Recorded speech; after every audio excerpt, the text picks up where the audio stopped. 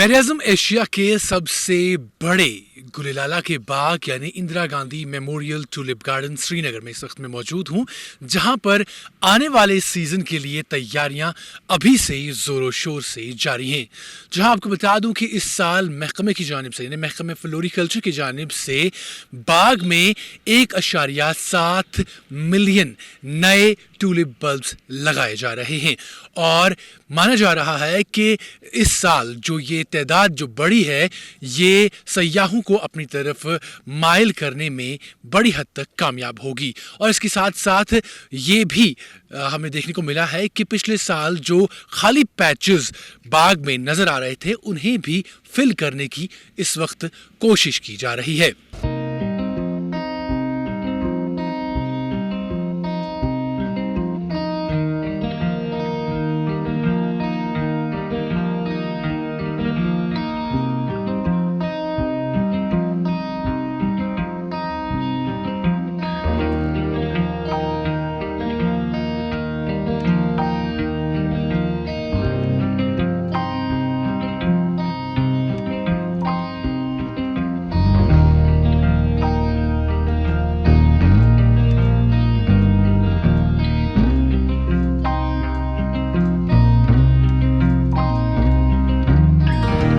नाज़रीन, इस हवाले से मज़ीद तफसीलात देने के लिए हमारे साथ मौजूद हैं incharge officer tulip garden Asif साहब।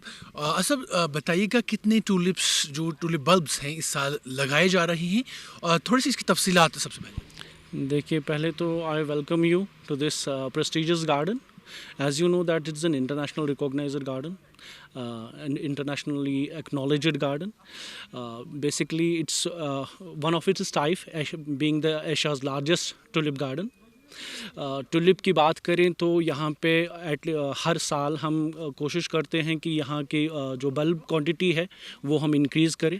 यहाँ जो कलर स्कीम होती है वो उसमें थोड़ी सी इम्प्रूवमेंट लाए। हर साल हमारी कोशिश रहती है we try to improve the colour scheme. तो इस बार भी हमारी यही कोशिश है कि एक नई कलर स्कीम के साथ हम जो टुलिप शो 24 है उसमें एक नई कलर स्कीम के साथ जो विजिटर्स का वेलकम करें। और जहाँ तक क्वांटिटी की बात है तो ऑलमोस्ट यहाँ पे इस बार 24 शो में almost 1.7 million flowers they will be blooming here in this prestigious garden और of almost 71 varieties of tulips only. Sir, जो हम देख रहे हैं पीछे जो टूलिप बल्ब्स वगैरह लगाए जा रहे हैं, ये बताइएगा हमारे नाज़रीन को कि क्या ये हर साल यानी ईयरली एक्सरसाइज होती है या इसे एक ही दफ़ा लगाना पड़ता है? देखिए, tulip is a bulbous crop. Its basically when they bloom, after their bloom is over, we have to take it out from the soil.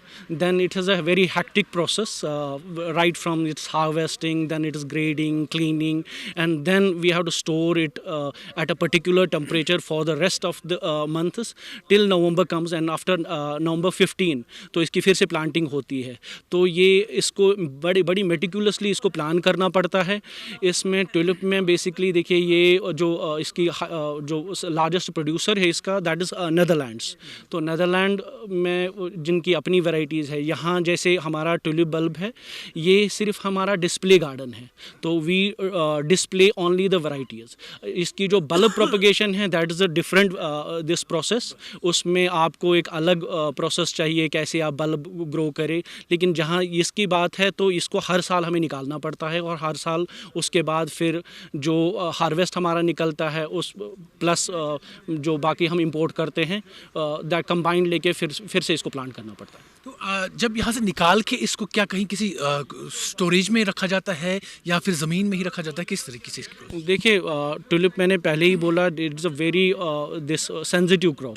इसको यहाँ से हार्वेस्ट करके आपने ग्रेड करके क्लीन करके फिर एक पर्टिकुलर टेम्परेचर पे ऑलमोस्ट 16-17 डिग्री सेल्सियस हमारे जो कूलिंग चैम्बर है, AC चैम्बर होता है, that should be highly ventilated और जो वहाँ का टेम्परेचर होना चाहिए that should not exceed above 18 और 19।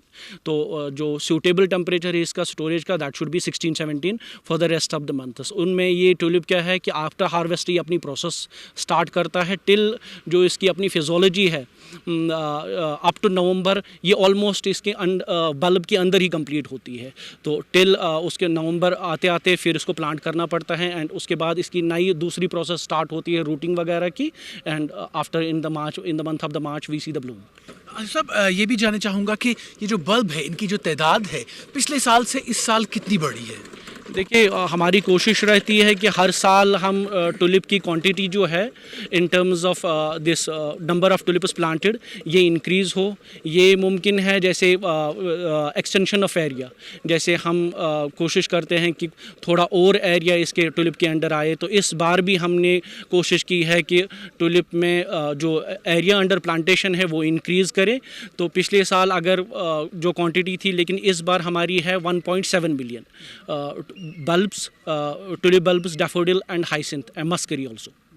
तो जिस तरह से आपने कहा कि ज़्यादा जो ज़मीन है उसको यूटिलाइज़ करने की कोशिश की जा रही है, क्या ये समझा जाए कि जो पिछले साल कुछ जगहों पर खाली पैच नज़र आ रहे थे इस साल वो फिल हो सकते हैं? देखिए फर्स्ट ऑफ ऑल मैं आपको बोलना चाहूँ कि जो टूरिस्ट्स की डिमांड थी यहाँ पे वो एक रेस्टिंग प्लेस या ग्रीन स्पेसेस की कमी थी, जो क्योंकि ये एक यहाँ जो फार्म लेआउट है यहाँ पे बैठने की जगह नहीं है।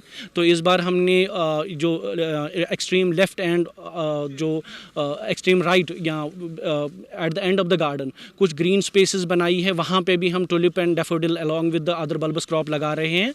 तो in terms of this area extension, हाँ एक्सटेंशन हुआ है थोड़ा सा। तो उसमें से हमने एटलीस्ट ये जो 20-25 कनाल्स का है ऑलमोस्ट 2-3 हेक्टेयर्स वो इंक्रीज़ किया है इसमें। एक आखिरी सवाल रहेगा सर कि इन बल्ब्स के साथ साथ क्या कुछ मज़ीद जो है डिपार्टमेंट की तरफ से सोचा गया है इसको मज़ीद अट्रैक्टिव बनाने के लिए टुलिप गार्डन को? जिस तरह से पिछले साल हमने देखा था बल्ब जो लाइट्स वगैरह हैं वो लगाई गई थी, इस साल कुछ नया सोचा है department? Every day every year in the coming जितनी भी है उनमें से टुलिप गार्डन में एक नई नई अट्रैक्शंस आई है in terms of civil work, in terms of जो हमारा प्लांटेशन है वो।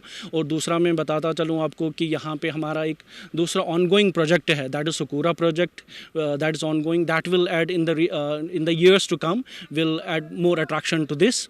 उसमें हमने यहाँ से चेरी प्लांटेशन का प्रपोज किया है, एंड इंशाल्लाह in the next 2-3 years people will see the Bloom of cherry also here.